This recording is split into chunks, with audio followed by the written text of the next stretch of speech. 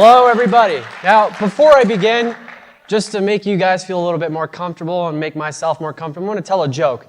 Now, this joke isn't very PC, and I apologize if the people I use in this joke are in the audience. Please do not expel me from the school. So, some of you may have heard this. So, Mr. Marcineau, the principal of LCHS, and Vice Principal Mr. Canfield are both in a car. Who's driving? The police officer. I'm sorry if you're out there. All right.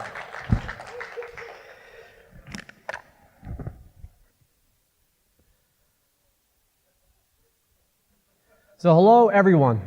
As you all know, the theme of the night is Raw. When I hear Raw, I think of things a little differently. You see, what comes to my mind is WWE's Monday Night Raw! For those of you who have no idea what I just said, Monday Night Raw is a weekly professional wrestling show put on by WWE or World Wrestling Entertainment. And what wrestling is, wrestling is a sport mixed with entertainment, where there's storytelling, narrative, protagonists, antagonists. Stories are told through matches and dialogue. Jumping back a bit, my earliest memory of watching wrestling was with my grandfather, and I remember seeing that man, Dwayne "The Rock" Johnson, on TV, stand there like this saying, "I'm gonna kick your candy ass," and he hit this move called the Rock Bottom, and I thought in my 3-year life, that is the coolest thing I've ever seen. I don't know what that is, but I'm gonna do it. Instantly, I was hooked. Every single week, the one day of the week that I wait for the most, Friday, for 2 glorious hours of Friday night SmackDown. Raw, I couldn't watch so much as a kid because I'm past my bedtime, but I try to catch it during breaks. Not only did wrestling impact what I watched on TV, but it began to influence my music as well. You see, the early 2000s, mid-2000s was a very heavy metal rock culture. And I got into bands like Papa Roach, Saliva, Drowning Pool, bands I still listen to today. But I don't know about you, but if my 5-year-old ran around the house yelling, "Let the bodies hit the floor," I'd be concerned for their well-being and mine.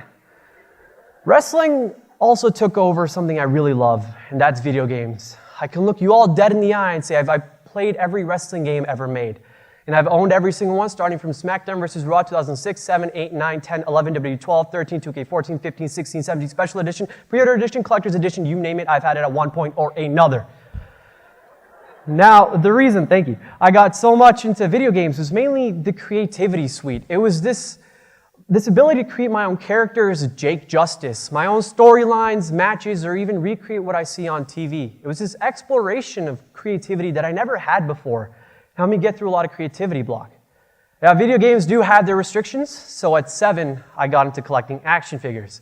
10 years later, at 17, again, I can look you all dead in the eye and say, yes, I still collect them. No, they're not in boxes. Yes, I play with them, and no, I have no regrets.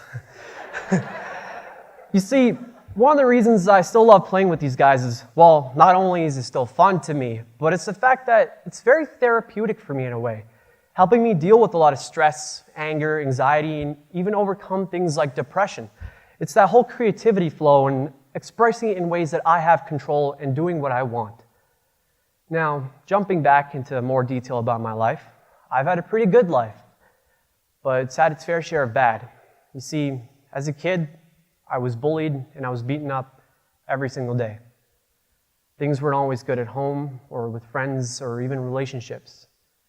And it got so bad that 2 years ago at the end of grade 10, I tried to take my life.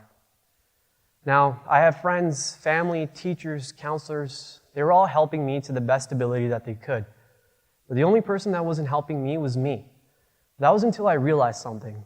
You see, laying in that hospital bed for 3 days, a thought crept across my mind. That was that I'd be doing something really cruel to myself, robbing myself of something I've been wanting to do forever. But not only me, it's robbing him of what he's been wanting to do his entire life, his dream. That was to be a professional wrestler.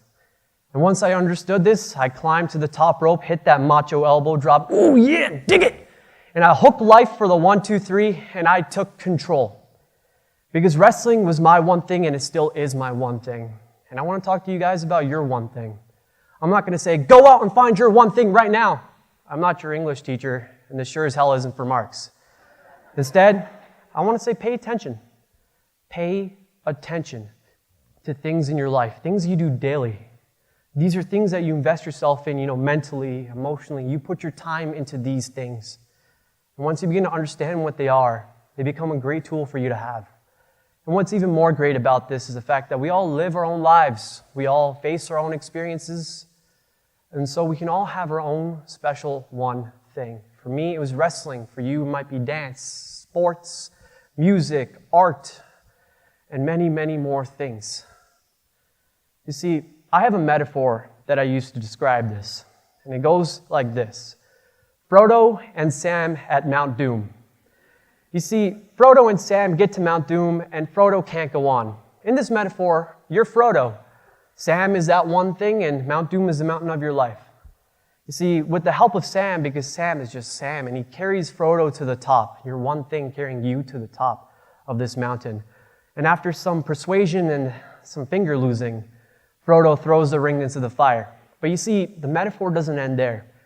Because Frodo, that ring that you threw into the fire, that's that stress, anger, anxiety, depression, among other things.